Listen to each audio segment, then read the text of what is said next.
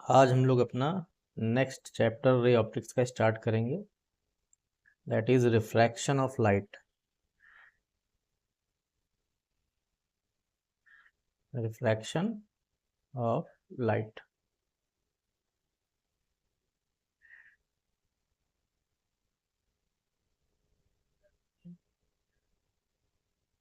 ठीक है, अब रिफ्रैक्शन ऑफ लाइट क्या होता है? देखिए, रिफ्लेक्शन में क्या था कि हमारे पास एक मीडियम है और इसका जो दूसरा साइड वाला मीडियम है वो ओपेक था। ठीक है, तो जब ये ओपेक था तो कोई भी रे अगर आ रही है इस मीडियम पर तो ये दूसरे मीडियम में जा नहीं सकती। तो जा नहीं सकती तो क्या होगा, सेम मीडियम में बाउंस बैक हो जाएगी। इसको हम लोगों ने क्या बोला था, रिफ्लेक्शन। मान लीजिए कि ये जो दूसरा मीडियम है ये ओपेक नहीं है, ट्रांसपेरेंट है, मतलब दूसरा मीडियम भी है, उसमें भी लाइट जा सकती है। ठीक है, कैपेबिलिटी है लाइट जाने की। तो अगर ये जा सकती है तो क्या होगा, उस सिचुएशन को देखते हैं। ठीक है, ये हमारा मीडियम 1 है ऊपर का और ये हमारा मीडियम 2 है। ठीक है, 1 2 का मतलब ये मीडियम 1 है, ये मीडियम 2 है, और ये जो बीच वाली लाइन दिख रही है this is the interaction of medium. Interaction of two medium. ठीक है, कोई भी दो मीडियम है उनके बीच का इंटरेक्शन लाइन है। इस लाइन के बाद मीडियम बदल जाएगा। लाइन का मतलब सिर्फ ये है। ठीक है, तो इस लाइन को हम लोग एज अ सरफेस मानेंगे। ठीक है, ये हमारे लिए क्या होगी, एज अ सरफेस। जैसे रिफ्लेक्शन में सरफेस था लेकिन वो ओपेक मीडियम था तो उसका सरफेस था, तो ये यहाँ पे सरफेस है। अब इस सरफेस की खासियत ये है कि फिलहाल के लिए ये एक प्लेन सरफेस है। तो हम लोग पहले बात करेंगे प्लेन सरफेस के लिए। अब रिफ्रैक्शन में क्या होता है कि कोई भी लाइट आ रही है किसी ऑब्जेक्ट से यूं, तो इसको हम लोगों ने नाम दिया था इंसिडेंट रे, तो ये अभी भी इंसिडेंट रे है। अब इसको जाना था यूं, ठीक है, मतलब ऐसे ही स्ट्रेट लाइन में चली जाती, लेकिन ये स्ट्रेट लाइन में ना जाके हल्का सा बेंड हो जाती है यूं, ऐसे। तो ये जो डार्क बना हुआ है this is the actual path of the रे। ये क्या है हमारा, एक्चुअल पाथ ऑफ रे। रे मतलब लाइट। ये डॉटेड क्या है, डॉटेड इमेजिनरी पार्ट है। ठीक है, मतलब हम ये सोच रहे हैं कि अगर ये स्ट्रेट लाइन में ऐसे आ रही थी तो इसको आगे ऐसे ही स्ट्रेट लाइन में जाना चाहिए था, लेकिन ये गई नहीं, ये हल्का सा अपने पाथ से डेविएट हो गई। ये जो डेविएट होना है, अपने एक्चुअल पाथ से डेविएट होना है, इसी को हम लोग रिफ्रैक्शन बोलते हैं। ठीक है, तो रिफ्रैक्शन की अगर डेफिनेशन मुझे लिखनी होगी तो हम लिखेंगे when light travels in different media, different media, then it get bend. ठीक है, this phenomena is known as refraction of light.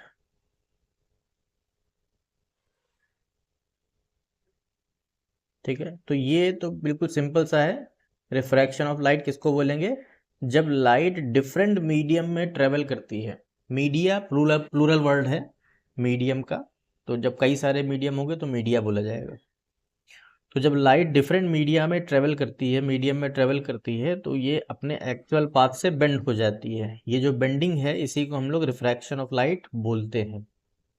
Practically आप देख सकते हैं कि अगर हम पानी से भरे हुए ग्लास में किसी पेन या पेंसिल या किसी भी स्टिक को रखें तो हमको वो मुड़ी हुई दिखती है। क्यों मुड़ी हुई दिखती है, क्योंकि वो लाइट जैसे ही एयर से वाटर में ट्रेवल करती है तो वो बेंड हो जाती है, इसलिए हमको वो स्टिक या पेंसिल बेंड हुआ दिखता है, मुड़ा हुआ दिखता है। तो प्रैक्टिकल एग्जाम्पल आपके सामने एक बढ़िया सा ये हो गया।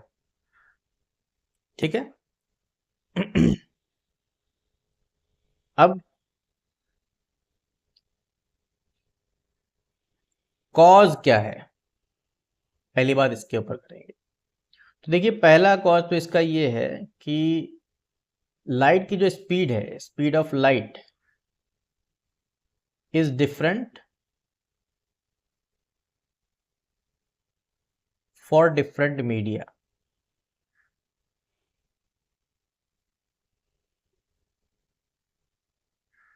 ठीक है, अलग अलग मीडियम में स्पीड ऑफ लाइट अलग अलग होती है, लाइट की स्पीड अलग अलग होती है। ठीक है, जिस मीडियम में स्पीड ज़्यादा होती है उसको हम लोग बोलते हैं रेयरर मीडियम। तो रेयरर मीडियम का मतलब सिर्फ इतना सा है कि ऐसा मीडियम जिसमें स्पीड ऑफ लाइट ज़्यादा हो, स्पीड ऑफ लाइट ज़्यादा हो, ग्रेटर। ठीक है, लाइट आसानी से ट्रेवल कर सके, और जिसमें स्पीड ऑफ लाइट कम होगी उसको हम लोग बोलेंगे डेंसर मीडियम। तो डेंसर मीडियम का मतलब क्या है, जिसमें स्पीड ऑफ लाइट कम हो, स्पीड ऑफ लाइट लेसर। ठीक है, ये लेसर लिखा हुआ है। ठीक है, तो स्पीड ऑफ लाइट जिस मीडियम में कम होगी कंपेयर टू अदर मीडियम, मतलब किसी एक मीडियम के कंपैरिजन में देखा जाएगा। ऐसे नहीं है कि जो है हम सीधे सीधे बोल देंगे डेंसर कौन है रेयर कौन है। अब जैसे मान लो ये इंटरेक्शन ऑफ लाइन है किसी मीडियम की, ऊपर मीडियम 1 है, नीचे मीडियम 2 है, यहाँ पे लाइट की स्पीड v1 है, यहाँ पे लाइट की स्पीड v2 है। अब हमने कह दिया कि v1 बड़ा है, v1 छोटा है, तो किस मीडियम में लाइट की स्पीड ज़्यादा है, ऊपर वाले मीडियम में ज़्यादा है, तो हम बोल देंगे ऊपर वाला मीडियम क्या है, रेयरर। तो नीचे वाला अपने आप हो जाएगा डेंसर। इसी तरीके से अगर मैंने बोल दिया कि v2 बड़ा है, v1 छोटा है, यानी लाइट की स्पीड नीचे वाले मीडियम में ज़्यादा है, ऊपर वाले मीडियम में कम है, तो नीचे वाला रेयरर हो जाएगा, ऊपर वाला अपने आप डेंसर हो जाएगा। तो ये रेयरर और डेंसर ये कंपेरेटिव वर्ड्स हैं। ठीक है, कंपेयर करके हम लोग देखेंगे, मतलब कंपैरिजन में देखा जाएगा कि दो मीडियम में कौन रेयरर है कौन डेंसर है। ठीक, ऐसा स्पेसिफिक नहीं होता है कि किसी को हमने बोल दिया वो डेंसर है वो डेंसर ही रहेगा हमेशा, कोई रेयर है तो वो रेयर ही रहेगा हमेशा, ऐसा कुछ नहीं है। वो दो मीडियम के कंपैरिजन में देखा जाएगा कि कौन रेयर है कौन डेंसर है। ठीक है, तो पहला कॉज तो ये हो गया हमारा। दूसरा दूसरा कॉज ये है कि हम लोग जानते हैं लाइट के बारे में, light is an electromagnetic wave, और वेव इस तरीके से आगे ट्रेवल करती है। यहाँ से यहाँ तक की जो एक डिस्टेंस होती है उसको हम लोग बोलते हैं वेवलेंथ। तो लैम्डा क्या है, वेवलेंथ। ठीक है, फ्रीक्वेंसी होती है, इसको हम लोग बोलते हैं नंबर ऑफ साइकिल पर सेकंड, नंबर ऑफ साइकिल पर सेकंड, ये भी आपने पढ़ा होगा। भाई वेव की जो प्रॉपर्टीज़ हैं वो सारी की सारी प्रॉपर्टीज इसमें एप्लीकेबल होंगी, और अगर वेव इस तरफ जा रही है तो इसके पास अपनी कोई ना कोई स्पीड है। ठीक है, उसको हमने वी बोल दिया। तो वी फ्रीक्वेंसी और लैम्डा में एक रिलेशन होता है। क्या रिलेशन होता है, v is equal to lambda into f, ये रिलेशन होता है, ये आपने पढ़ा होगा। ठीक है, फ्रीक्वेंसी के बारे में आपको सिर्फ एक बात याद रखनी है कि फ्रीक्वेंसी हमेशा कांस्टेंट रहती है, फ्रीक्वेंसी रिमेन्स कांस्टेंट। लाइट किसी भी, लाइट क्या, कोई भी वेव, चाहे वो साउंड वेव ही क्यों ना हो, कोई भी वेव चाहे जितने मीडियम में ट्रेवल करे उसकी फ्रीक्वेंसी हमेशा कांस्टेंट रहती है, यानी कि नंबर ऑफ साइकिल पर सेकंड जो बन रहे होते हैं वो हमेशा कांस्टेंट रहते हैं। तो अगर फ्रीक्वेंसी हमारी कांस्टेंट रहने वाली है, फ्रीक्वेंसी हमारी कांस्टेंट रहने वाली है और वी को चेंज होना है, तो किसको चेंज होना पड़ेगा, लैम्डा को। तो हमारा दूसरा कॉज यही है, क्या, वेवलेंथ चेंजेस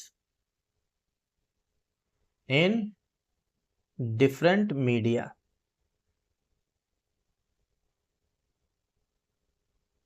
ठीक है, या डिफरेंट मीडियम, वेवलेंथ चेंज हो जाती है। ठीक है, चेंज होने का मतलब ये है कि अगर स्पीड घट रही है तो वेवलेंथ भी घटेगी, स्पीड कम हो रही है वेवलेंथ भी कम हो जाएगी। भाई कम होना है, ध्यान से रखना, अगर ये वाली लेफ्ट हैंड साइड वाली क्वांटिटी कम हो रही है तो ये भी तो कम होगी। ठीक है, किस सेम रेशियो में कम होगी, क्योंकि फ्रीक्वेंसी को तो कांस्टेंट रहना है। कांस्टेंट टर्म हटाओगे तो v प्रोपोर्शनेट टू लैम्डा आएगा। इसका मतलब v जिस रेशियो में कम होगा लैम्डा भी उसी रेशियो में कम होता चला जाएगा। v जिस रेशियो में बढ़ेगा लैम्डा भी उसी रेशियो में बढ़ जाएगा। तो हमारे ये दो मेन कॉज हैं रिफ्रैक्शन के। ठीक है, ये कॉजेज आपको ध्यान रखने हैं। और इस कॉजेज के साथ साथ तुमको एक चीज और ध्यान रखनी है जो मैंने यहाँ पे लिखी हुई है कि फ्रीक्वेंसी हमेशा क्या रहती है, कांस्टेंट रहती है। ठीक है, ये तो हमारे हो गए कॉज। अब आगे बढ़ते हैं। रिफ्रैक्शन समझ में आ गया, कॉज भी समझ में आ गया, अब इसके लॉज बनेंगे। क्या लॉज हैं? इसको हम लोग बोलते हैं लॉज ऑफ रिफ्रैक्शन। जो भी लॉज हम लोग पढ़ेंगे वो प्लेन सरफेस के लिए होगा और इसी को हम लोग जाके स्फेरिकल सरफेस पे अप्लाई करेंगे बाद में। तो पहला लॉ क्या है उसके बारे में बात करते हैं। देखिए, पहला लॉ सिंपल सा है। अगर ये हमारा इंटरेक्शन ऑफ मीडियम है, ये मीडियम 1 है, ये मीडियम 2 है, ये ray I, this is your incident ray, सीधे जाना था लेकिन नहीं गई, बेंड हो गई। ठीक है, मान लेते हैं यूं बेंड हो गई। तो ये क्या है, रिफ्रैक्टेड रे। ठीक है, फिर हम लोग इसी में सरफेस की परपेंडिकुलर लाइन खींचते हैं, उस लाइन को क्या बोलते हैं, नॉर्मल। तो ये नॉर्मल हो गई।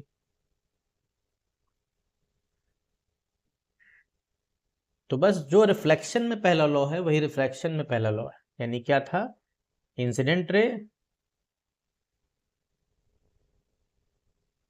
रिफ्रैक्टेड रे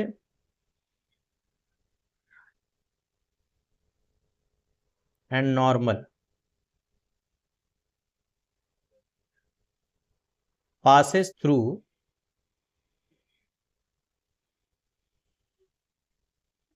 same point and lie on same plane। Same plane का मतलब क्या है, ये मैंने आपको रिफ्लेक्शन में बताया हुआ है।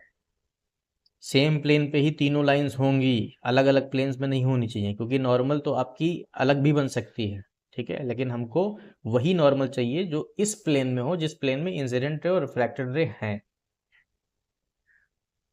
सेकंड हमारा क्या है, ये जो नॉर्मल के साथ इंसिडेंट रे एंगल बना रही है, हम लोग जानते हैं इसको बोलते हैं एंगल आई, यानी कि एंगल ऑफ इंसिडेंस। और रिफ्रैक्टेड रे जो एंगल बनाती है इसको हम लोग बोलते हैं एंगल आर, यानी एंगल ऑफ रिफ्रैक्शन। इनका साइन अगर लें, यानी कि साइन आई लें और उसका साइन आर लें और इनका रेशियो निकालें, साइन आई और साइन आर का रेशियो निकालें, तो ये हमेशा कांस्टेंट रहता है। इसको हम लोग स्नेल्स लॉ भी बोलते हैं। ठीक है, हमारा जो सेकंड लॉ है वो एक्चुअल में स्नेल्स लॉ है, और वो ये बताता है कि एंगल ऑफ इंसिडेंस का साइन और एंगल ऑफ रिफ्रैक्शन का साइन, अगर इनका रेशियो लिया जाए तो वो हमेशा क्या रहेगा, कांस्टेंट रहेगा। ये दो लॉ हैं, सिंपल से लॉ हैं, ज़्यादा इसमें दिमाग लगाने की ज़रूरत नहीं है। एक बात बस और आपको बताना चाहता हूँ, वो देखिए क्या है, ये हमारा इंटरेक्शन ऑफ मीडियम है।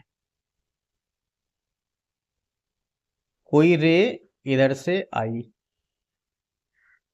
ठीक है, ये मीडियम 1, ये मीडियम 2। कौन सा मीडियम 1 है, कौन सा मीडियम 2, मतलब रेयर कौन है, डेंसर कौन है, अभी हम इसकी बात नहीं कर रहे हैं। दूसरे मीडियम में अगर ये जाएगी तो उसको ऐसे जाना चाहिए, लेकिन ये बेंड हो गई। किधर बेंड हुई, ऐसे बेंड हो गई।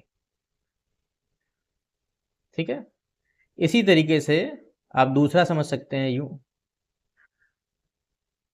कोई रे यूं आई, इसको जाना चाहिए था यूं, और वो यूं बेंड हो गई। दोनों की बेंडिंग में डिफरेंस देखिए, अपने एक्चुअल पाथ से एक रे नीचे की तरफ बेंड हुई है और दूसरी ऊपर की तरफ बेंड हुई है। दोनों की बेंडिंग में डिफरेंस है, दोनों की बेंडिंग में डिफरेंस है। तो बेंडिंग के अकॉर्डिंग भी कौन सा मीडियम रेयर है, कौन सा मीडियम डेंसर है, हम लोग ये डिसाइड कर सकते हैं। ठीक है, यहाँ पे नॉर्मल बना लो। तो ये जो लाइन है वो नॉर्मल है, ये लाइन नॉर्मल है। अब अगर इस पे ध्यान से देखेंगे हम, तो यहाँ पे रिफ्रैक्टेड रे जो है वो नॉर्मल के पास जाके बेंड हुई, यानी नॉर्मल की तरफ बेंड हो रही है, तो यहाँ पे बेंडिंग टूवर्ड्स नॉर्मल है, बेंडिंग टूवर्ड्स नॉर्मल।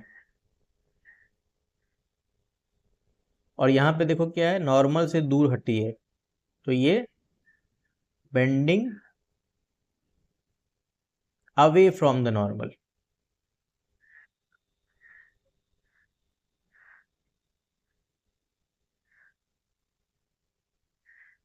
अब ये आप सोच सकते हो कि ये इसमें ऐसी बेंडिंग क्यों हुई, इसमें ऐसी बेंडिंग क्यों हुई। तो आप ये ऐसे सोचिए कि अगर यहाँ पे स्पीड v1 है और यहाँ पे स्पीड v2 है, तो नीचे की स्पीड जो है वो कम होगी, ऊपर की स्पीड ज़्यादा होगी। भाई आप स्पीड में आ रहे हैं, आपकी स्पीड एकदम से कम हो जाएगी, तो अपने ये रास्ते से आप थोड़ा सा डेविएट हो गए, इधर की तरफ मुड़ गए। और यहाँ पे स्पीड v1 है और यहाँ पे स्पीड v2 है, तो इसमें v1 की स्पीड ज़्यादा है, v2 की स्पीड सॉरी v1 की स्पीड कम है और v2 की स्पीड ज़्यादा है। तो यहाँ पे स्पीड कम थी, एकदम से स्पीड बढ़ी, तो ये अवे फ्रॉम द नॉर्मल निकल गया। तो इसके बेसिस पे हम लोग कह सकते हैं कि यहाँ पर जो मीडियम वन है वो रेयर मीडियम है, और ये वाला जो मीडियम है वो डेंसर है। यहाँ पे उल्टा हो जाएगा, यहाँ पे ऊपर वाला मीडियम क्या है, डेंसर है, और नीचे वाला मीडियम क्या है, रेयर है। तो हम लोगों को ये बात याद रखनी है कि जब भी light rarer medium to denser medium जाती है तो नॉर्मल की तरफ बेंड करती है, और जब डेंसर मीडियम से रेयर मीडियम जाती है तो नॉर्मल से दूर हट जाती है। अब नॉर्मल के पास जा रही है, नॉर्मल से दूर जा रही है, इस बात का पता हम लोग इस डॉटेड लाइन से लगाते हैं। ये डॉटेड लाइन क्या था, डॉटेड लाइन था एक्चुअल, एक्चुअल का इमेजिनरी बोलेंगे, ठीक है। इसको हम बोल सकते हैं extended path, extended path of incident ray. जो भी इंसिडेंट रे होगी उसका एक्सटेंडेड पाथ है ये डॉटेड लाइन, ठीक है। तो ये एक्सटेंडेड पाथ है, तो हमारा जो इंसिडेंट रे का एक्सटेंडेड पाथ है उससे नीचे की तरफ जाएगी, मतलब नॉर्मल की तरफ बेंड हो रही है, और उससे ऊपर की तरफ जाएगी मतलब अवे फ्रॉम द नॉर्मल है। तो नॉर्मल की तरफ बेंड हो रही है, नॉर्मल से दूर जा रही है, हम लोग इस डॉटेड लाइन से देख के पता करते हैं, ऐसे नहीं पता हो सकता सी, ठीक है। तो ये डॉटेड लाइन देख के ही मालूम किया जाएगा। दूसरी बात, ये जो डॉटेड लाइन हमारी है ये इंसिडेंट रे की एक्सटेंडेड पाथ है, इंसिडेंट रे का एक्सटेंडेड पाथ है। इसका मतलब अगर ये मीडियम दूसरा वाला नहीं होता तो हमारी जो लाइट है वो ऐसे स्ट्रेट लाइन में चली जाती, लेकिन मीडियम आ गया तो हमारी लाइन बेंड हो गई, बेंड हो गई तो इनके बीच में एक एंगल आ गया। ये जो एंगल है इसको हम लोग हमेशा डेल्टा से डिनोट करेंगे, और इसको बोलते हैं angle of deviation. Angle of deviation, कितना डेविएशन आया है वो हमको ये एंगल बताता है। ये जितना ज़्यादा होगा मतलब उतना ज़्यादा डेविएशन है, जितना कम होगा उतना कम डेविएशन है, ठीक है। सेम यहाँ पे अगर देखेंगे तो ये रिफ्रैक्टेड रे इस डॉटेड लाइन के साथ जो एंगल बना रहा है उसी को हम लोग बोलेंगे डेल्टा, एंगल ऑफ डेविएशन, ठीक है। डेविएशन ज़्यादा है मतलब एंगल जो डेल्टा है वो बड़ा होगा, डेविएशन कम है तो डेल्टा छोटा होगा। तो ये सिर्फ डेविएशन जानने के लिए होता है। अब ये जो एंगल ऑफ डेविएशन आ रहा है वो किसके किसके बीच आ रहा है, ये बात आपको याद रखनी बहुत ज़रूरी है, क्योंकि ये प्रिज्म में भी आएगा, ठीक है। तो इंसिडेंट रे की एक्सटेंडेड लाइन और रिफ्रैक्टेड रे, इनके बीच का एंगल होता है डेविएशन। डेविएशन क्या है, इट इज एंगल बिटवीन, मैं यहाँ पे सिर्फ इंसिडेंट रे लिख रहा हूं, अगर आपको चलो अच्छा ये भी लिखता हूँ, एक एक्सटेंडेड पाथ एंड रिफ्रैक्टेड रे,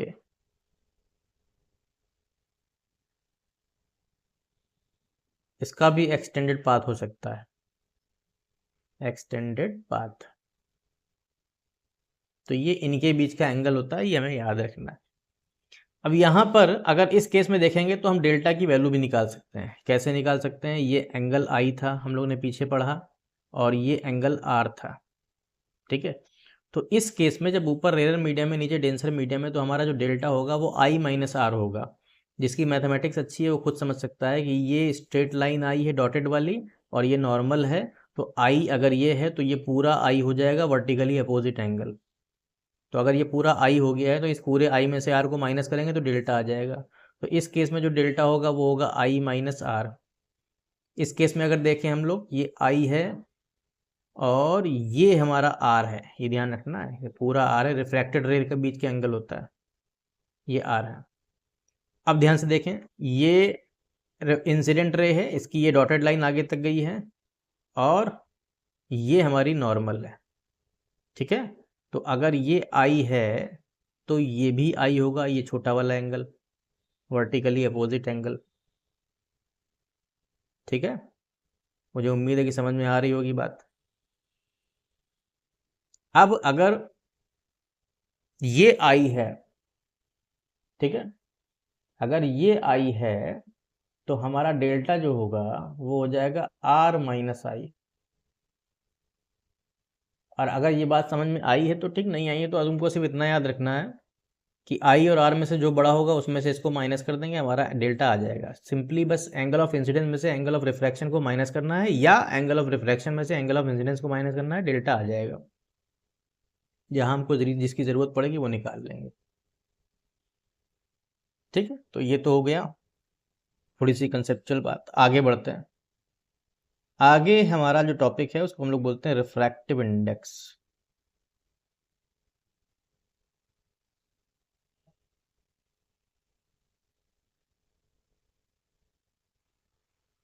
रिफ्रैक्टिव इंडेक्स क्या होता है? It is property of medium.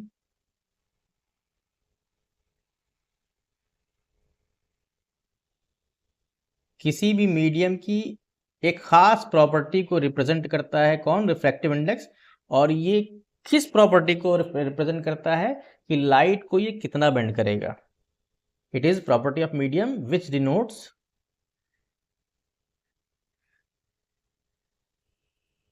How much a ray get bends। तो कोई मीडियम किसी रे को, लाइट को कितना ज्यादा बेंड करेगा वो इसके रिफ्रैक्टिव इंडेक्स पे डिपेंड करता है। तो ये प्रॉपर्टी ऑफ मीडियम है। इसको रिप्रेजेंट करते हैं हम लोग हमेशा इस सिंबल से जिसको बोलते हैं म्यू या एन से, ठीक है। आप जो लिखना चाहें उससे कर सकते हैं, कभी कभी म्यू से, कभी कभी एन से, दोनों से डिनोट किया जाता है। कभी कभी आपको बुक में एन से भी लिखा हुआ मिलेगा, कभी कभी म्यू से भी लिखा हुआ मिलेगा। मुझे म्यू से लिखना ज़्यादा अच्छा लगता है तो हम म्यू से ही लिखते हैं। आपको जिससे भी लिखना हो आप लिख सकते हैं, ठीक है। तो ये किसका सिंबल है? रिफ्रैक्टिव इंडेक्स का। अब इसको लिखने के क्या तरीके हैं वो समझिए। पहले तो लिखने के तरीके की बात करेंगे, फिर और डिटेल की बात करेंगे। जैसे मैंने यहाँ पे लिख दिया इस तरीके से, तो इसका मतलब क्या है? इसका मतलब होता है रिफ्रैक्टिव इंडेक्स ऑफ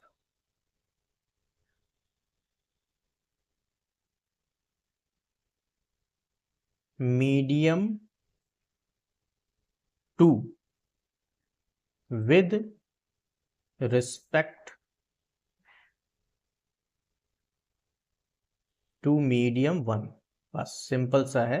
अगर मैंने ऐसा लिख दिया तो आगे जो लिखा हुआ है हम उस मीडियम का रिफ्रैक्टिव इंडेक्स निकाल रहे हैं और रिस्पेक्ट किसकी ले रहे हैं? जो आगे लिखा हुआ है, ठीक है। मतलब यहाँ पे जो 2 है वो हमको क्या बता रहा है कि हमें इस मीडियम का रिफ्रैक्टिव इंडेक्स चाहिए, किस मीडियम की रिस्पेक्ट में, यानी किस मीडियम से कंपेयर करके निकाल रहे हैं वो आगे वाला मीडियम बताता है।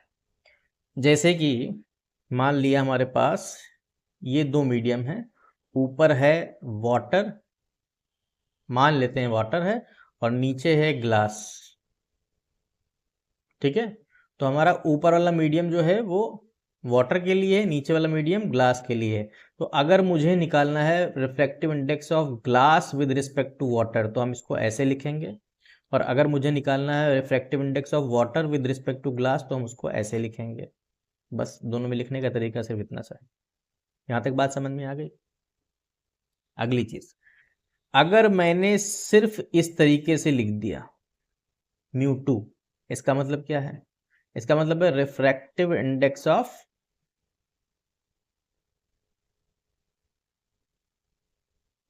मीडियम टू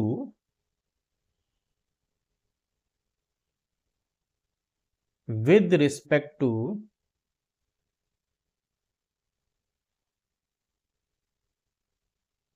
एयर और वैक्यूम।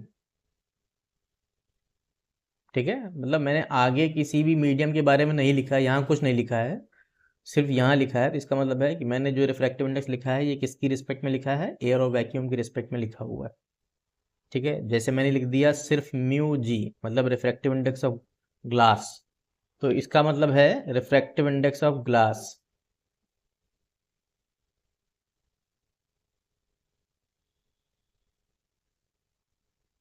सिर्फ इतना भी लिख देंगे तो काम चलेगा। बाकी की चीज अंडरस्टूड है क्या? विद रिस्पेक्ट टू एयर और वैक्यूम। ठीक है, ये चीज अंडरस्टूड है। अगर सिर्फ मैंने म्यू जी लिख दिया या म्यू डब्ल्यू लिख दिया तो इसका मतलब ये हो गया। ठीक है, अब मान लिया मेरे पास ये इंटरेक्शन ऑफ मीडियम है, ये मीडियम 1 है और ये मीडियम 2 है। ऊपर वाले मीडियम का रिफ्रैक्टिव इंडेक्स म्यू 1 है और नीचे वाले मीडियम का रिफ्रैक्टिव इंडेक्स म्यू 2 है। तो ये म्यू 1 और म्यू 2 का क्या मतलब है? म्यू 1 का मतलब है refractive index of medium 1 with respect to air और वैक्यूम। म्यू 2 का मतलब क्या है? Refractive index of medium 2 with respect to air और वैक्यूम। हमें निकालना है refractive index of medium 2 with respect to 1। तो ये कैसे निकालोगे? जिसका आप रिफ्रैक्टिव इंडेक्स निकाल रहे हैं, ठीक है, जिसका भी रिफ्रैक्टिव इंडेक्स निकाला जाएगा उसको हमेशा ऊपर लिखा जाएगा। भाई हमें निकालना किसका है? मीडियम 2 का निकालना है ना, तो हम उसको ऊपर लिखेंगे। किसकी रिस्पेक्ट लेके निकालेंगे? 1 की। तो हमारा इसका जो फॉर्मूला बना है एक, वो ये है जो हमें याद रखना है। ठीक है, 1 mu 2 is equal to mu 2 upon mu 1।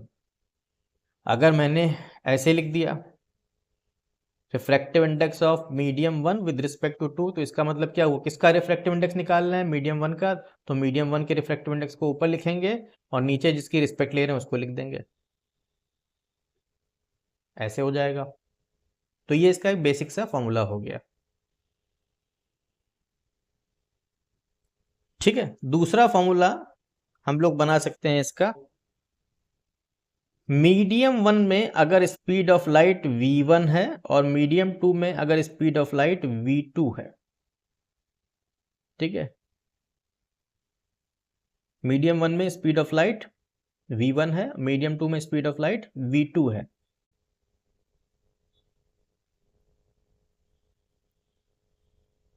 Velocity की रिस्पेक्ट में अगर मुझे लिखना है रिफ्रैक्टिव इंडेक्स, और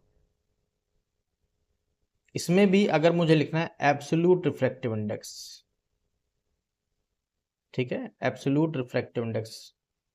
अब रिफ्रैक्टिव इंडेक्स ही होता है, लेकिन एब्सोल्यूट का मतलब सिर्फ इतना होता है, विद रिस्पेक्ट टू एयर और वैक्यूम लिखते हैं हम लोग, उसको बोलते हैं एब्सोल्यूट।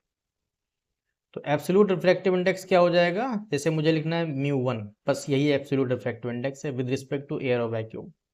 तो इसका फॉर्मूला होगा speed of light in vacuum और एयर, उसको हम लोग हमेशा सी से लिखते हैं, divide by speed of light in medium. अब अगर मुझे म्यू 2 लिखना है तो उसकी वैल्यू होगी speed of light in air और vacuum divide by speed of light in medium. ये जो लिखा है ये एब्सोल्यूट रिफ्रैक्टिव इंडेक्स है। अब अगर मुझे refractive index of medium 2 with respect to 1 लिखना है, यानी अगर मुझे लिखना है ये, तो ये क्या होगा? भाई इसका फॉर्मूला तो हमारे पास वही है, म्यू 2 अपॉन म्यू 1। अगर इन दोनों को, अगर इसको और इससे हम डिवाइड करेंगे तो मेरे पास आंसर आ जाएगा v1 अपॉन v2। तो हमारे पास रिफ्रैक्टिव इंडेक्स का फॉर्मूला आ गया है ये, mu 2 upon mu 1 is equal to v1 upon v2। ठीक है, जो हमें याद रखना है, हमारे लिए इंपॉर्टेंट है। दोनों में एक छोटा सा डिफरेंस ये है कि जब आपको एब्सोल्यूट रिफ्रैक्टिव इंडेक्स की लैंग्वेज में लिखना है अगर, तो ऊपर म्यू 2 है, नीचे म्यू 1 है।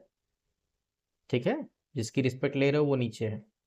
लेकिन अगर स्पीड के रेफरेंस में लिखना हो तो जो मीडियम 1 है उसकी स्पीड आप पहले लिखेंगे और मीडियम 2 की स्पीड नीचे लिखेंगे। ये हमारा एक फॉर्मूला बन गया। ठीक है। इसी तरह इसका रिलेशन साइन आई अपॉन साइन आर के साथ भी है। मतलब ये जो V1 और V2 को जब डिवाइड करते हैं हम लोग, तो वो एग्जैक्टली साइन आई अपॉन साइन आर के बराबर आता है। ठीक है, ये बराबर आता है एग्जैक्टली इसके। तो अगर ये एग्जैक्टली इसके बराबर आ रहा है तो इसको हम लोगों ने क्या बोल के रखा है, mu. This is your mu. तो हमारा जो स्नेल्स लॉ है जो आपने पीछे पढ़ा है, sine I upon sine are is equal to constant, तो वो कॉन्स्टेंट और कुछ नहीं है, रिफ्रैक्टिव इंडेक्स है। ठीक है, और इसी को हम लोग स्नेल्स लॉ बोलेंगे। एक चीज आखिरी और आपको बताना चाहते हैं, वो आखिरी क्या है, उसका काम बहुत बार पड़ेगा आगे, कि एक्चुअल स्नेल्स लॉ क्या है।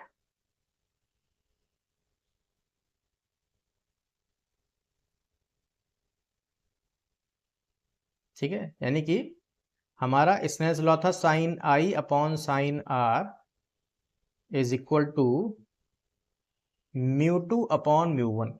ठीक है, हम वन म्यू टू को ऐसे लिख रहे हैं। हमारा ये इंटरेक्शन ऑफ मीडियम था, यहाँ पे इंसिडेंट रे यूं आई थी, ये नॉर्मल है, और मान लिया ये रिफ्रैक्टेड रे है। ठीक है, तो इसको हमने आई बोल दिया, इसको हमने आर बोल दिया। ठीक है, इसको हमने आई बोल दिया, इसको हमने आर बोल दिया। For small angle of i and r, कितने स्मॉल, लेस देन 5 डिग्री, इतने स्मॉल होने चाहिए। तो अगर ये एंगल बहुत स्मॉल हैं तो हम साइन आई को लिख सकते हैं सिर्फ आई, और साइन आर को लिख सकते हैं सिर्फ आर। तो हमारा ये फॉर्मूला बन जाता है I upon R is equal to mu two upon mu one. Cross multiply करेंगे हम तो I into mu one is equal to R into mu two. ये एक्चुअल स्नेल्स लॉ है, और ये बहुत सिंपल है। देखिए आई यानी एंगल ऑफ इंसिडेंस का किससे मल्टीप्लाई हो रहा है, इसका रिफ्रैक्टिव इंडेक्स म्यू वन था, इसका रिफ्रैक्टिव इंडेक्स म्यू टू था। तो आई का मल्टीप्लाई इसके साथ, आर का मल्टीप्लाई इसके साथ, बड़ा सिंपल है। और ये दोनों किस बराबर हैं, इक्वल हैं। यही हमारा एक्चुअल स्नेल्स लॉ है। हमारे बहुत सारे न्यूमेरिकल्स में, हमारे बहुत सारे डेरिवेशन में यही काम आ जाता है। तो हम लोग सबसे ज़्यादा हेल्प इसी की लेते हैं। जिसमें आई और आर बड़े बड़े एंगल होते हैं, उसमें हमको पूरा का पूरा लगाना पड़ता है ये वाला जो आपने पढ़ा हुआ है ये। ठीक है, तो ये तो हो गई बात इस रिफ्रैक्टिव इंडेक्स की। अगर हम इसके यूनिट की बात करें तो ये यूनिट लेस होता है, इसका कोई यूनिट नहीं होता, क्योंकि ये क्या है, रेशियो है। यूनिट लेस है तो डायमेंशन लेस भी होता है ये। ठीक है, डायमेंशन नहीं होता है, और ये स्केलर क्वांटिटी है। ठीक है, बस इतनी बातें आपको रिफ्रैक्टिव इंडेक्स के बारे में याद रखनी है। तो ये तो था हमारा बेसिक, जो 9th क्लास में भी पढ़ा गया होगा, 10th क्लास में भी पढ़ा गया होगा, और अब 12th में हम लोग पढ़ रहे हैं। अब आगे बढ़ते हैं। नेक्स्ट जो टॉपिक है हमारा, इसमें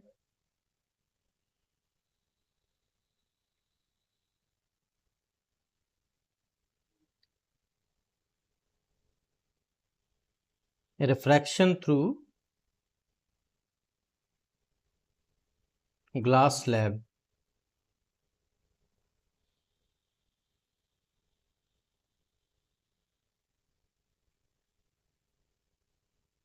ओके,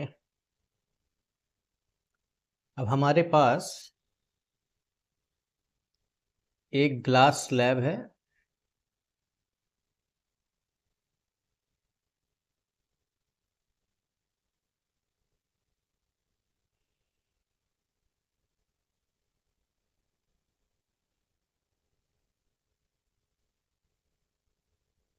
इस तरह से रेक्टेंगुलर बना हुआ है।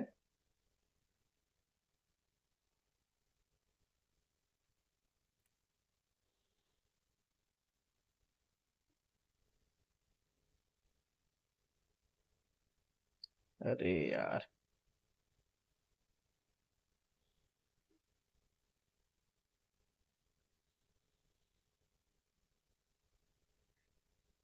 ठीक है, ये ग्लास स्लैब है। ठीक है, ग्लास स्लैब, कोई भी ग्लास ले लीजिए, उसके पास जो थिकनेस होती है ना, उसी को ग्लास स्लैब आप बोल सकते हैं। तो ये जो ग्लास स्लैब है, इसके पास अपनी एक थिकनेस है, मान लेते हैं ये थिकनेस है टी, ठीक है। अब इसके पास थिकनेस है टी,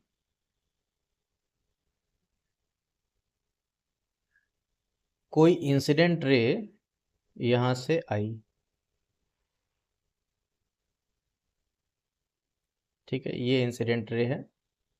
अब ये ऊपर वाला जो मीडियम है वो रेयर है, इसका इस ग्लास का रिफ्रैक्टिव इंडेक्स हम मान के चल रहे हैं म्यू है, ठीक है। तो म्यू मतलब किसकी रिस्पेक्ट में, एयर की रिस्पेक्ट में है, क्योंकि ऊपर एयर और नीचे एयर है, हम ये मान के चल रहे हैं, ठीक है। हम यहाँ लिखे दे रहे हैं, ऊपर क्या है, एयर है, नीचे भी एयर है। तो इस ग्लास का जो रिफ्रैक्टिव इंडेक्स है विद रिस्पेक्ट टू एयर लिखा हुआ है म्यू। यहाँ से रे आई, इंसिडेंट रे आई, और हमको चाहिए क्या, नॉर्मल।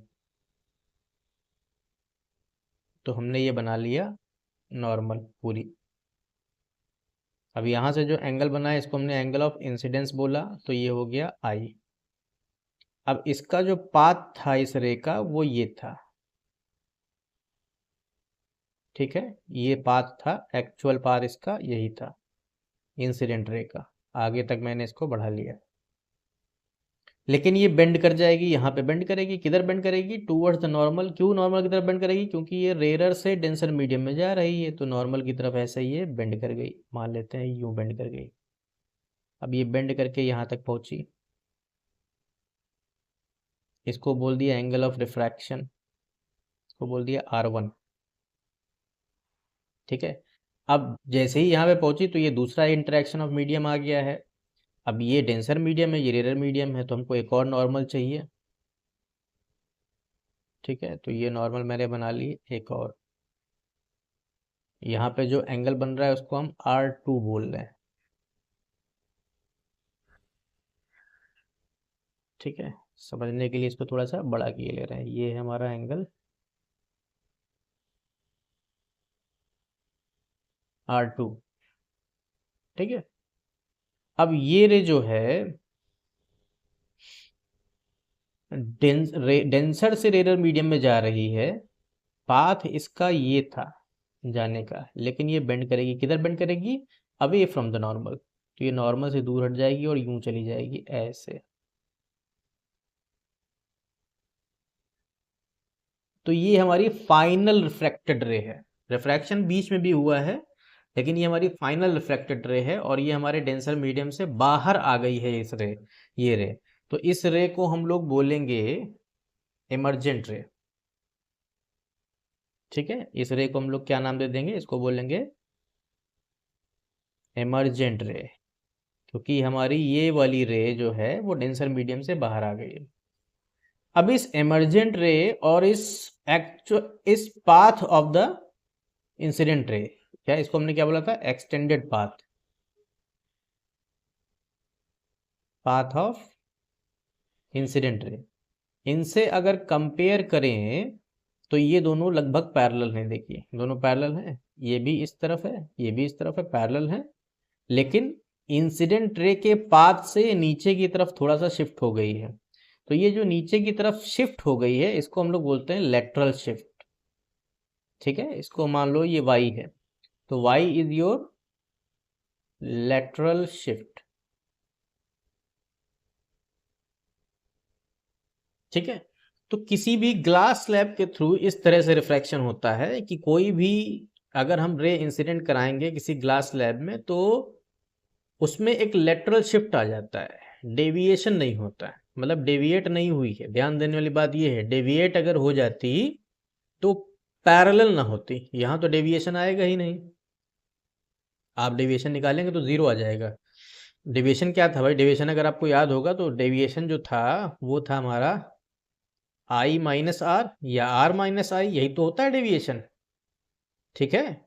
आर माइनस आई मतलब जो हमारा फाइनल जो इमर्जेंट रे है इनके एंगल को माइनस करते हैं हम लोग तो आता है डेविएशन, ठीक है। तो ये जो यहाँ पे एंगल बन रहा है इसको एंगल ऑफ इमर्जेंस ई बोल दें अगर हम लोग तो होगा, ठीक है। लेकिन प्रैक्टिकली ऐसा देखा गया कि ये आई और ई दोनों बराबर हैं, आई और ई दोनों बराबर है, आई और ई दोनों बराबर हैं, तो अगर इन दोनों को माइनस करेंगे तो जीरो आ जाएगा। जीरो आने का मतलब यही है कि दोनों पैरेलल हैं ये रेस। तो इस तरीके से पैरेलल तो हैं, लेकिन यहाँ पर ये नीचे की तरफ हल्का सा शिफ्ट हो गई, तो ये जो लेटरल शिफ्ट है ये हमें निकालना आना चाहिए। ठीक है, कोई बहुत बड़ी बात नहीं है, छोटा सा ही कंसेप्ट है, छोटा सा डेरिवेशन है। लेटरल शिफ्ट हम लोग को निकालना आना चाहिए। कैसे निकालेंगे देखिए, मुझे उम्मीद है कि लेटरल शिफ्ट समझ में आ गया होगा। देखिए, ये जो लेटरल शिफ्ट है, मान लेते हैं कि यहाँ से यहाँ तक का डिस्टेंस हमने ले लिया y, और यही हम लोग को निकालना है। ये y चाहे यहाँ से लो, चाहे यहाँ से लो, चाहे यहाँ से लो, सब जगह से बराबर होगा, तो मैंने यहाँ पे लिया जानबूझ के। अब ये y हमको निकालना है, तो अगर हम नेमिंग कर दें, इसको मैंने बोल दिया a, इसको मैंने बोल दिया b, इसको मैंने बोल दिया c, इसको मैंने बोल दिया d। ठीक है, ये 90 डिग्री है, ध्यान रखना है, नॉर्मल है। तो अगर हम ट्राइंगल ए सी डी को देखें, triangle A C D, in triangle A C D, A C D पे ध्यान दीजिएगा। ठीक है, ए सी डी वाले ट्राइंगल को हमें देखना है, ये 90 डिग्री है। ये एंगल अगर हमें मिल जाए तो हमारा काम बन जाए, ये वाला एंगल। ये वाला एंगल मैंने आपको बताया हुआ है। तो ये जो इतना पार्ट है, ये सिर्फ इतना पार्ट अगर आप देखिए, सिर्फ इतने पार्ट को, तो ये वाला पार्ट जो है वो सिर्फ नॉर्मल रिफ्रैक्शन हो रहा है किसी प्लेन सरफेस से।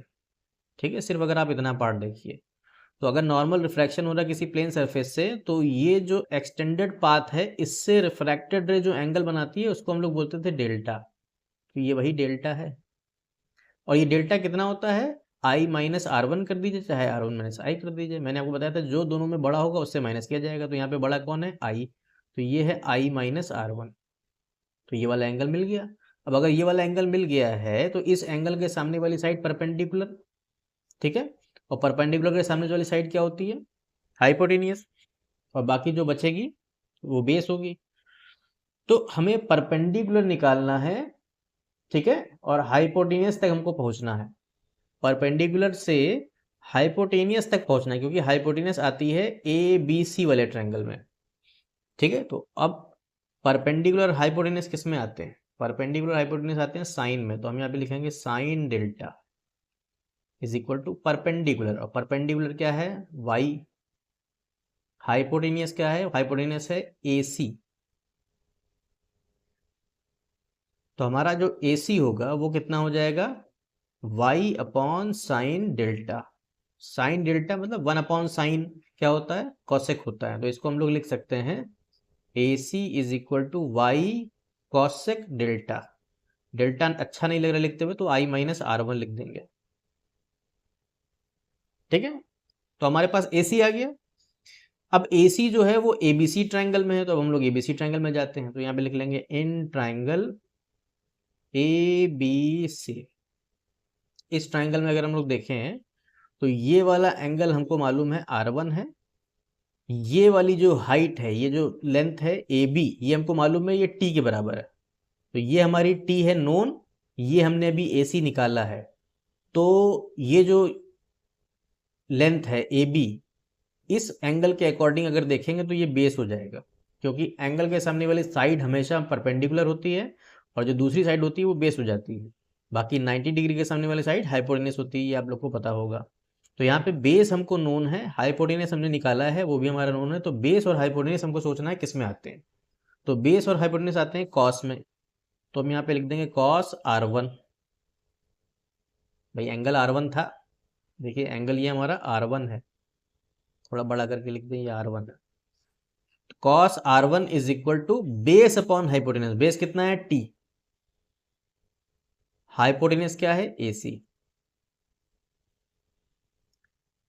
ठीक है, तो cos R1 is equal to T upon AC। AC की वैल्यू है y cosec I minus R1। हमको निकालना क्या, हमको निकालना तो y है ना, y को उधर कर दीजिए। तो y is equal to T upon cos R1 into cosec I minus R1। ठीक है, अब देखो अपॉन में लिखते हुए अच्छा नहीं लग रहा है तो हम इसको ऐसे लिख सकते हैं, y is equal to T into cos को लिख सकते हैं, 1 अपॉन कॉस क्या होता है, सेक होता है, इसको लिख सकते हैं सेक R1, और 1 अपॉन कॉस सेक क्या होता है, साइन होता है, इसको वापस साइन लिख देते हैं, साइन I माइनस R1।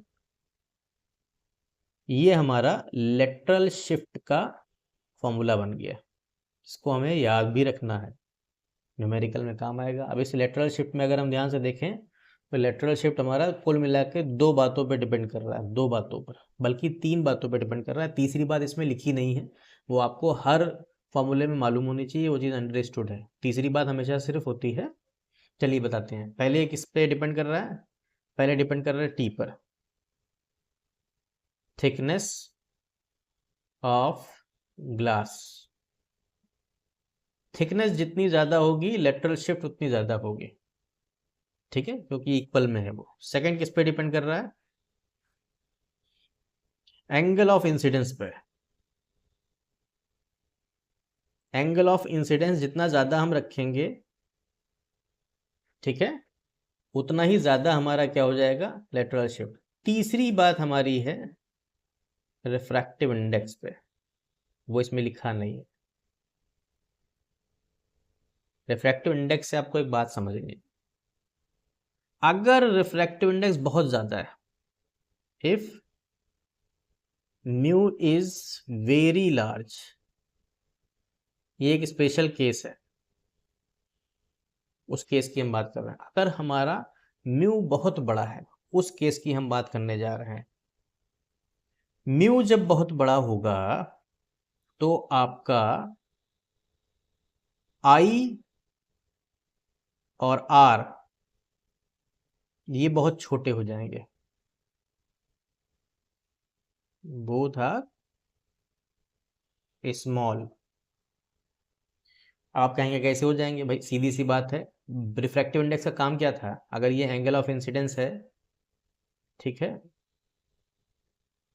ये इसका एक्चुअल पाथ था, तो रिफ्रैक्टिव इंडेक्स काम क्या करता था कि वो रे को कितना बेंड करेगा, वो उसकी प्रॉपर्टी थी मीडियम की, इसको हम लोगों ने रिफ्रैक्टिव इंडेक्स बोला है।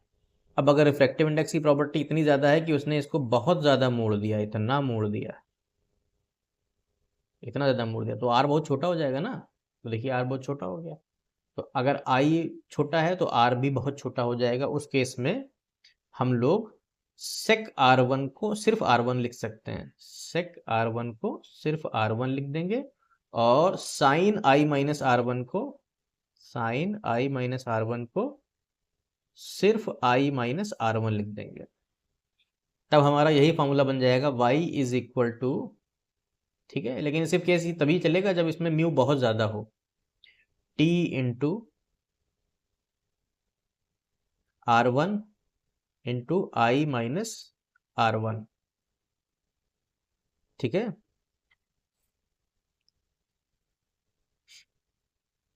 I minus R1।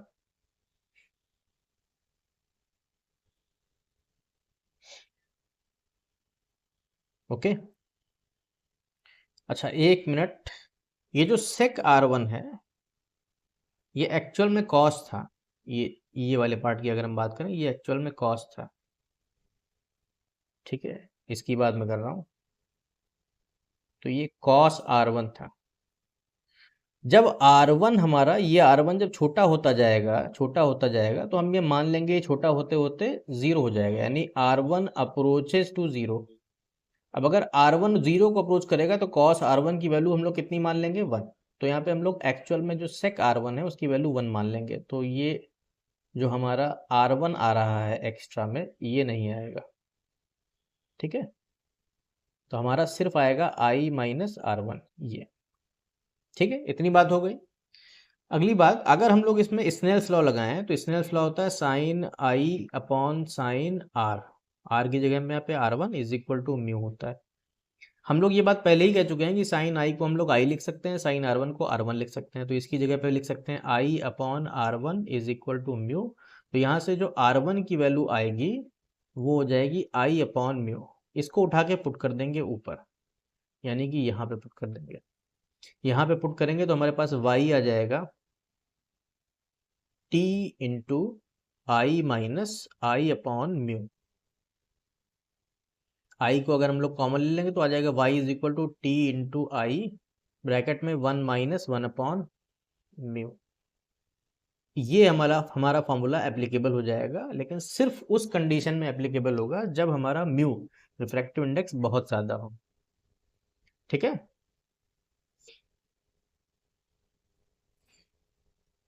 अब लास्ट किस पे डिपेंडेंसी है? देखिए 4 डिपेंडेंसी होगी हमेशा।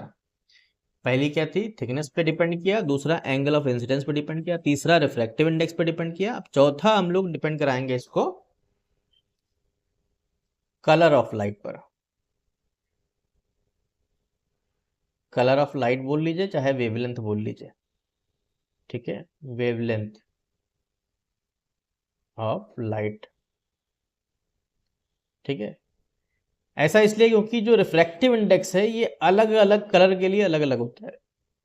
जैसे येलो कलर के लिए अलग होता है म्यू, वॉयलेट के लिए अलग म्यू होता है, ग्रीन के लिए अलग म्यू होता है। अलग अलग कलर के लिए अलग अलग म्यू होता है। तो जब अलग अलग कलर के लिए अलग अलग म्यू होता है तो यहाँ पे अलग अलग म्यू की वैल्यू रखोगे तो वाई तुम्हारा अलग अलग आएगा। तो हमारा ये फोर्थ चीज डिपेंडेंसी है इसकी, ये हमें याद रखना है। तो ये हो गया हमारा refraction through glass slab. Next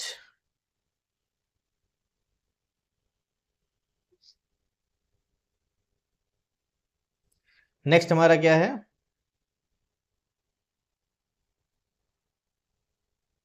next is apparent shift।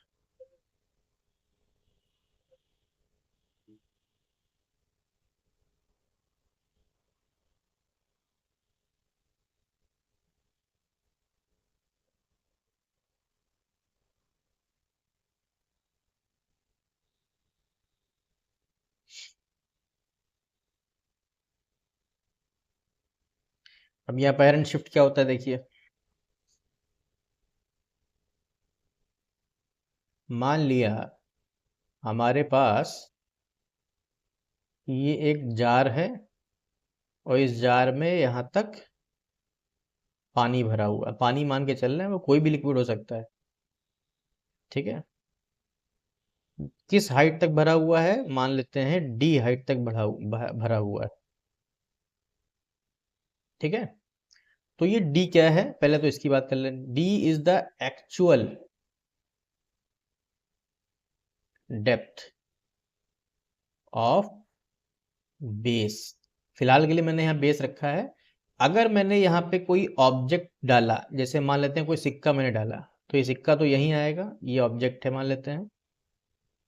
तो अब अगर हम पूछें कि ऑब्जेक्ट की एक्चुअल डेप्थ क्या है, तो एक्चुअल डेप्थ ऑब्जेक्ट की वही होगी जो एक्चुअल डेप्थ है इस बेस की। ठीक है, तो चाहे इसको ऑब्जेक्ट की डेप्थ बोल लीजिए चाहे बेस की डेप्थ बोल लीजिए, दोनों का मतलब सेम है। ठीक है, अब अगर इसको हम यहाँ से देखें, सीन करें, तो हमको ये किधर दिखाई पड़ेगा, बात इसकी करेंगे। तो हमें बनानी पड़ेगी इसकी इमेज। अब इमेज बनाने के लिए हमको चाहिए यहाँ से 2 रेज। ठीक है, तो एक रेज आप हमेशा लेके चले जाइए नॉर्मल। ठीक है, इसमें ज़्यादा सोचने की ज़रूरत नहीं है, नॉर्मल लेके जानी है। तो इस ये जो सरफेस है, इस सरफेस की नॉर्मल क्या होगी? ऐसे ये स्ट्रेट लाइन बनेगी ऐसे। ठीक है, ये क्या है? नॉर्मल है। दूसरी रे आप चाहे जैसे लेके चले जाइए, मान लीजिए हम ऐसे लेके जा रहे हैं। अब जब यहाँ पे पहुँचे तो ये मीडियम आ गया। दूसरा मान लेते हैं इसका रिफ्रैक्टिव इंडेक्स म्यू है, तो ये हो जाएगा एंगल ऑफ इंसिडेंस। इसका एक्चुअल पाथ ये था, अपने एक्चुअल पाथ से ये डेविएट हो जाएगी। किस तरफ डेविएट होगी?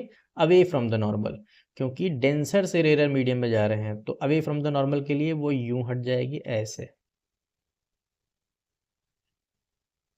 ठीक है, तो एक रिफ्रैक्टेड रे मेरी ये है। ठीक है भाई, रिफ्रैक्टेड ही मानेंगे हम लोग। रिफ्रैक्टेड रे मैंने क्या बोला? नॉर्मल से कोई रिफ्रैक्शन नहीं होगा, तो ये रिफ्रैक्टेड रे ही मानेंगे।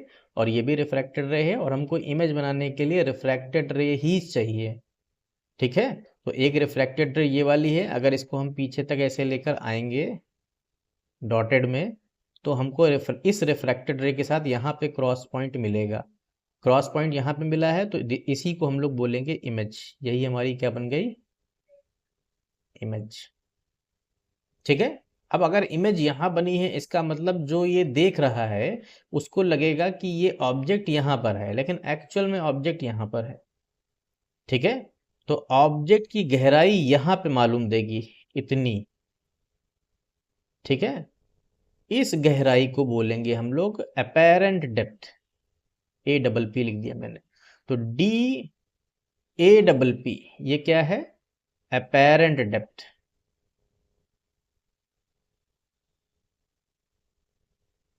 ठीक है। तो अपेरेंट डेप्थ यानी ऑब्जेक्ट जो हमें दिखाई पड़ेगा वो हल्का सा ऊपर उठा हुआ दिखाई पड़ेगा। ये जो हल्का सा ऊपर उठना है, इसी को हम लोग बोलते हैं अपेरेंट शिफ्ट। तो अपेरेंट शिफ्ट होता क्या है,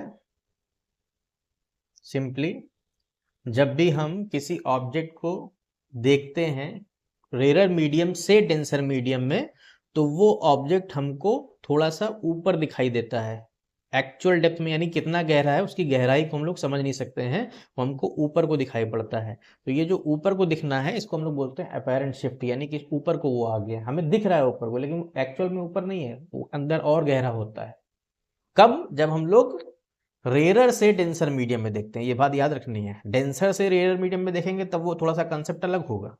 ठीक है। तो अगर हम रेयर से डेंसर मीडियम में देखेंगे तो हमको इस तरह से वो ऑब्जेक्ट ऊपर उठा हुआ दिखाई देगा, इमेज हमको उसकी ऊपर दिखाई पड़ेगी। और अगर हम इस अपनी थ्योरी के अकॉर्डिंग इस अपेरेंट शिफ्ट को निकालना चाहें तो निकाल भी सकते हैं। एक्चुअल डेप्थ में से इस अपेरेंट डेप्थ को माइनस करेंगे तो हमको ये मिल जाएगा, यहाँ से लेके यहाँ तक की हाइट मिल जाएगी। ये जो यहाँ से लेके यहाँ तक की हाइट है यही है अपेरेंट शिफ्ट। यहाँ पर था, उठ के यहाँ पर आ गया है, तो this is your apparent shift. तो ये हो जाएगा actual depth minus apparent depth. अब हमको अगर अपेरेंट डेप्थ का फॉर्मूला मिल जाए तो उसको यहां पे रख के हम लोग अपेरेंट शिफ्ट निकाल सकते हैं बस।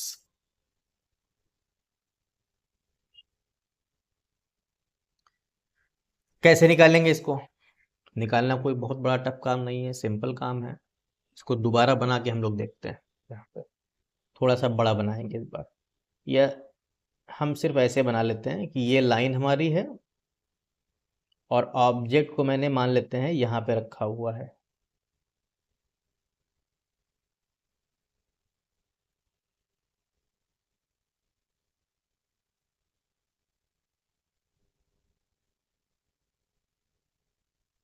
ठीक है। ये एक्चुअल डेप्थ है, इस मीडियम का रिफ्रैक्टिव इंडेक्स हम म्यू मान के चल रहे हैं। ठीक है। या ऐसे बोल सकते हैं इसको हम लोग, चलिए म्यू ही मान लेते हैं फिलहाल।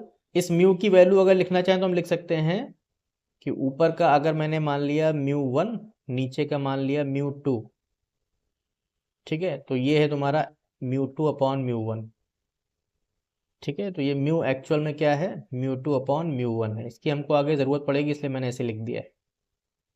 ठीक है।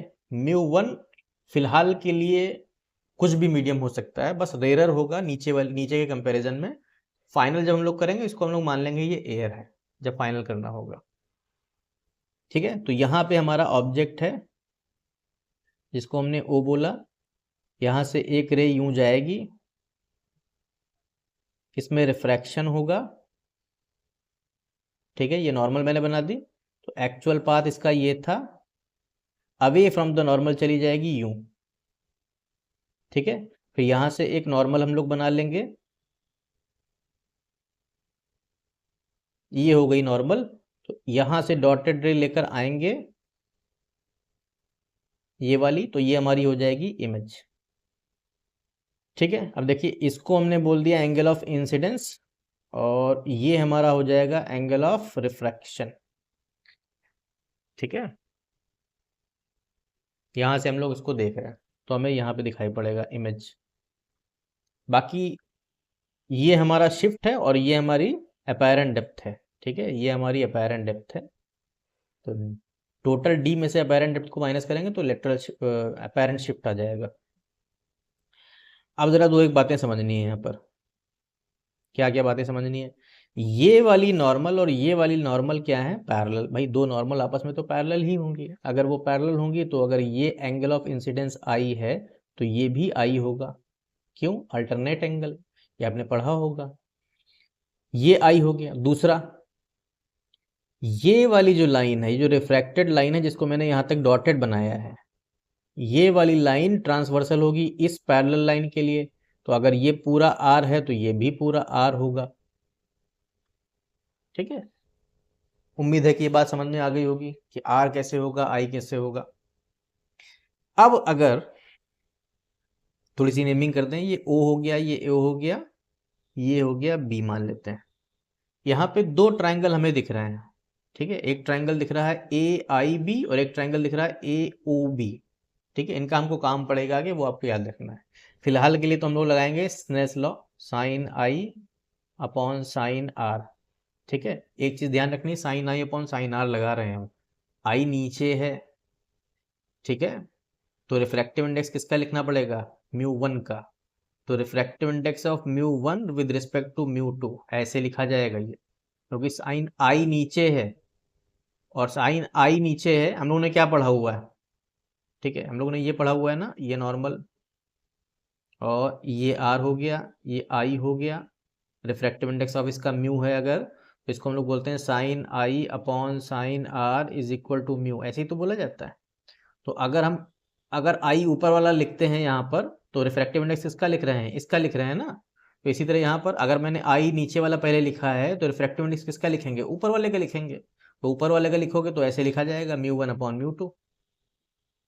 ठीक है, बस ये mu one upon mu to मैंने सिर्फ समझने के लिए लिख दिया है, आगे ये अपना हट भी जाएगा। अब अगली चीज, साइन आई को हम लोग आई लिख सकते हैं, साइन आर को हम लोग आर लिख सकते हैं फॉर स्मॉल एंगल।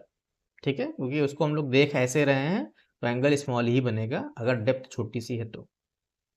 ठीक है, बहुत बड़ी है तब भी आई छोटा ही बनेगा। अब साइन आई को अगर आई लिख दिया तो इसको हम टेन आई भी लिख सकते हैं आगे जाके। भाई हमने साइन की जगह पे टेन लिख दिया, इसी तरह आर की जगह पे टेन आर लिख दिया। लिखना जरूरी, इस काम को काम पड़ेगा। तो साइन आई की जगह पे लिख दिया हमने टेन आई और इसकी जगह पे लिख दिया tan R is equal to mu one upon mu to.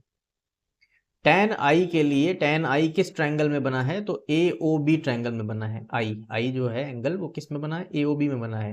तो tan I is equal to perpendicular upon base, तो परपेंडिकुलर है ए बी, बेस है ए ओ, तो ये हो जाएगा ए बी अपॉन बेस क्या है ए ओ, ए ओ क्या है डी, तो ये डी हो गया, divide by tan R. Tan R, R ये वाला एंगल है तो इसके लिए ए आई बी वाला ट्रायंगल देखेंगे, तो परपेंडिकुलर हो जाएगा ए बी और बेस हो जाएगा ए आई, और ए आई है डी अपेरेंट, यानी हो जाएगा ए बी अपॉन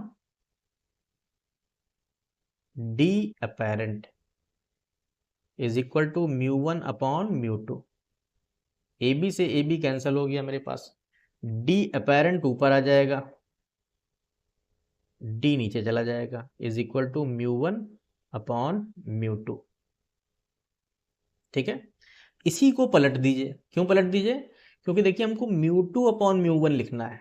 ये जो रिफ्रैक्टिव इंडेक्स है मैंने यहाँ पे लिखा हुआ है, कहाँ लिखा था, ये जो रिफ्रैक्टिव इंडेक्स है इस मीडियम का, जिस मीडियम में लेटरल, इस मीडियम में अपेरेंट शिफ्ट हो रहा है उसका रिफ्रैक्टिव इंडेक्स है म्यू, और उसकी वैल्यू होगी mu two upon mu one. तो हमको mu two upon mu one चाहिए, mu one upon mu two नहीं चाहिए, तो इसको आप पलट दीजिए। पलटेंगे तो हो जाएगा D upon D apparent is equal to mu two upon mu one. अब mu two upon mu one को आप लिख सकते हैं सिंपली म्यू, तो ये हो जाएगा मेरे पास म्यू। तो डी अपेरेंट की वैल्यू मेरे पास आ जाएगी एक्चुअल डेप्थ अपॉन म्यू। बहुत इंपॉर्टेंट फॉर्मूला है, आपको याद रखना है, बहुत ज्यादा इंपॉर्टेंट फॉर्मूला है कि कभी भी आपको अपेरेंट डेप्थ निकालनी हो तो वो क्या होगी, actual depth upon mu. Actual depth में से आप माइनस कर दीजिए, आपका आ जाएगा। ठीक है, अब अगर मुझे अपेरेंट डेप्थ मिल गई है तो हम अपेरेंट शिफ्ट भी निकाल सकते हैं। अपेरेंट शिफ्ट हमारी क्या होगी भाई, अपेरेंट शिफ्ट हमारी थी actual depth minus apparent depth. Apparent depth की वैल्यू हम लोगों ने निकाल ली है d अपॉन म्यू। अगर मैं d को कॉमन ले लूं तो ब्रैकेट में आ जाएगा 1 माइनस 1 अपॉन म्यू। ये हमारा फॉर्मूला है, इसको आपको याद रखना है। ठीक है, न्यूमेरिकल में काम आएगा इसलिए याद रखना जरूरी है। अब ये किस पे डिपेंड कर रहा है, तो भाई दिख रहा है साफ साफ, ये भाई एक्चुअल डेप्थ पे डिपेंड कर रहा है और म्यू पे डिपेंड कर रहा है और वेवलेंथ पे डिपेंड करेगा। अब इसको मैं दोबारा लिखूंगा नहीं, म्यू तो फॉर्मूले में दिख गया है, इसका मतलब इसमें रिफ्रैक्टिव इंडेक्स पे तो डिपेंड करेगा। ठीक है, रिफ्रैक्टिव इंडेक्स जितना ज्यादा होगा अपैरेंट शिफ्ट उतना ज्यादा होगा क्योंकि भाई डिवाइड में है, ध्यान रखिएगा 1 अपॉन म्यू है। तो रिफ्रैक्टिव इंडेक्स जितना ज्यादा होगा तो ये होल वैल्यू उतनी ही छोटी आएगी, तो 1 में से माइनस हो जाएगी वो छोटी सी वैल्यू, तो होल वैल्यू बड़ी हो जाएगी। ठीक है, तो अपैरेंट शिफ्ट उतना ज़्यादा होगा जितना ज़्यादा रिफ्रैक्टिव इंडेक्स होगा। तो अगर वाटर की जगह पे कोई और ऐसा लिक्विड है जिसका रिफ्रैक्टिव इंडेक्स बहुत ज़्यादा है तो उसमें अपैरेंट शिफ्ट बहुत ज़्यादा होगा। ठीक है, इससे ही मिलता जुलता एक और कॉन्सेप्ट आपको बताना चाहता हूँ बस। वो कैसे है देखिए, हल्का सा चेंज है। मान लीजिए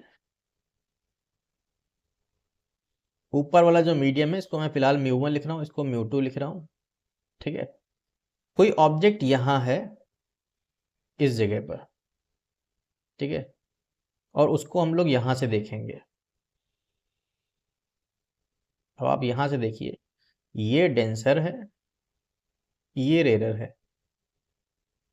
ठीक है, अब इसका क्या मतलब है, इसका मतलब ये है कि मान लीजिए आप कोई फिश हैं, मछली हैं, और मछली कोई बाहर एयर में देख रही है किसी ऑब्जेक्ट को। वो ऑब्जेक्ट कुछ भी हो सकता है, कोई क्लाउड हो सकता है, कोई और दूसरा एक कोई चिड़िया हो सकती है ना, मान लो कोई ईगल वगैरह उसके शिकार के लिए है, वो हो सकती है। तो इस मछली ने इसको देखा, ठीक है, इसको देख रही है, तो उसको ये कहाँ दिखाई पड़ेगी वो हमको देखना है।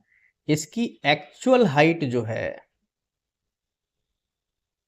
वो ये है, एच मान लिया, ये एक्चुअल हाइट है।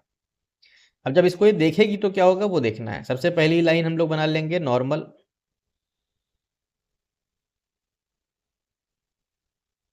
ठीक है, तो ये आई, इसमें रिफ्रैक्शन नहीं हुआ, ठीक है, स्ट्रेट चली गई।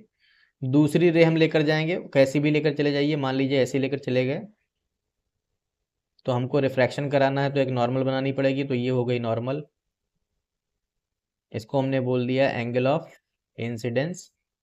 इसका पाथ ये था, ठीक है, लेकिन अपने पाथ से ये मुड़ेगी, किधर मुड़ेगी भाई, रेरर से डेंसर आ रही है तो ये अवे, ये टूवर्ड्स द नॉर्मल बेंड करेगी, मतलब ये इस तरफ बेंड कर जाएगी, यूं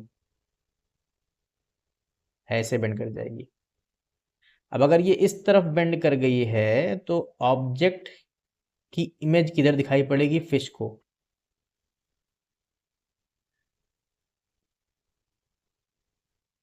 ठीक है, इसको भी थोड़ा सा आगे ऊपर तक बढ़ाएंगे तो यहाँ पे क्रॉस पॉइंट हमको दिखेगा, इमेज। तो फिश को दिखेगा कि वो थोड़ा सा और ऊपर है, ठीक है, यहां से यहां तक इसकी हाइट एक्स्ट्रा है, this is your apparent height. ठीक है, और इसी को बोलेंगे अपेरेंट शिफ्ट, ये जो है अपेरेंट शिफ्ट है। तो उसकी हाइट ज्यादा उसको दिखेगी और ऊपर दिखेगा, जबकि है वो थोड़ा सा नीचे, एक्चुअल में नीचे है। इसीलिए तो फिश जो शिकार बन जाती है, वरना शिकार क्यों बने।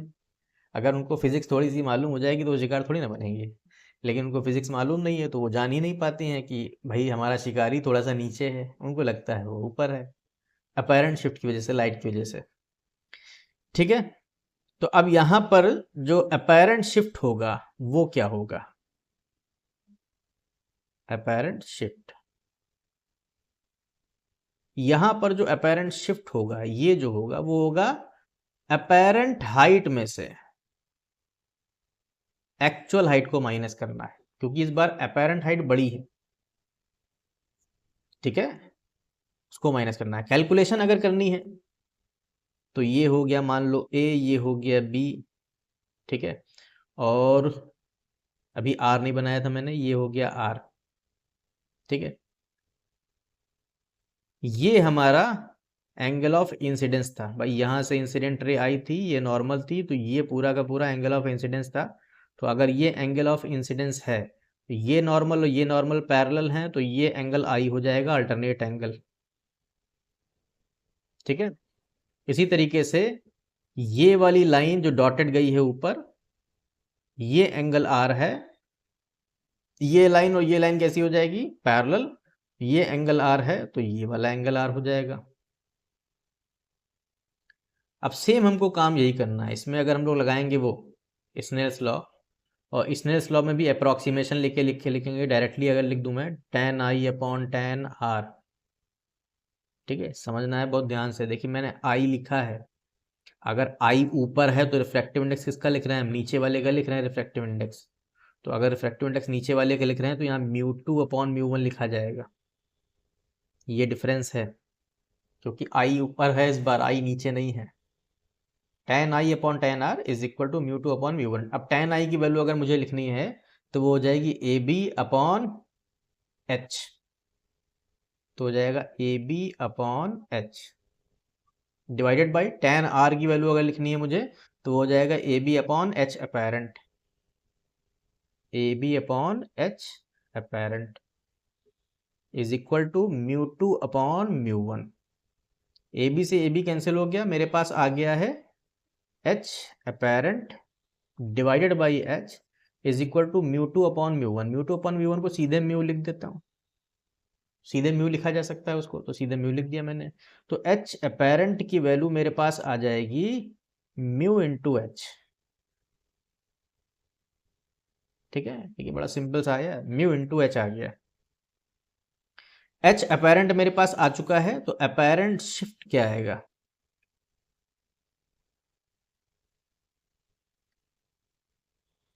अपेरेंट शिफ्ट हमारा है h अपेरेंट में से h को माइनस करना है। तो h अपेरेंट की वैल्यू है म्यू इंटू एच, उसमें से माइनस कर दिया h को कॉमन ले लिया, मेरे पास आ गया म्यू माइनस 1। बस ये उस केस के लिए जब हम डेंसर मीडियम से रेयर मीडियम में देखेंगे तो, और ऊपर वाला उस केस के लिए जिसमें हम रेयर मीडियम से डेंसर मीडियम में देखेंगे। तो मोस्टली सिलेबस में क्वेश्चन जो है ऊपर वाले मेथड से आते हैं, लेकिन मुझे लगा ये भी बताना ज़रूरी है, इसलिए मैंने इसको बता दिया है ताकि आपके दिमाग में ये बात रहे। ठीक है, तो यहां तक तो हो गया हमारा अपेरेंट शिफ्ट। आज के लिए मैं इतना ही रख रहा हूं, और नेक्स्ट क्लास में हम लोग देखेंगे जो बचे हुए 2 टॉपिक हैं हमारे। कुछ एक टॉपिक तो हमारा है ऑब्जर्वेशन ऑन रिफ्रैक्शन, यानी कि natural phenomena related to refraction, एक तो ये है। ठीक है, ये आप खुद से भी बुक में देखिएगा, पढ़िएगा, तो आपको वो ज़्यादा अच्छे से समझ में भी आएगा और याद भी रहेगा। दूसरा हमारा एक है क्रिटिकल एंगल, तीसरा हमारा है टोटल इंटरनल रिफ्लेक्शन, और टोटल इंटरनल रिफ्लेक्शन के बेसिस पर कुछ फिनोमेनाज भी हैं और कुछ हमारे प्रैक्टिकल एग्जांपल्स भी हैं। ठीक है, वो हम लोग देखेंगे, और साथ ही हम लोग इस पूरे चैप्टर में जितना अभी तक पढ़ा है उसके न्यूमेरिकल्स भी कुछ करेंगे नेक्स्ट क्लास में। ठीक है, आज के लिए बस इतना ही।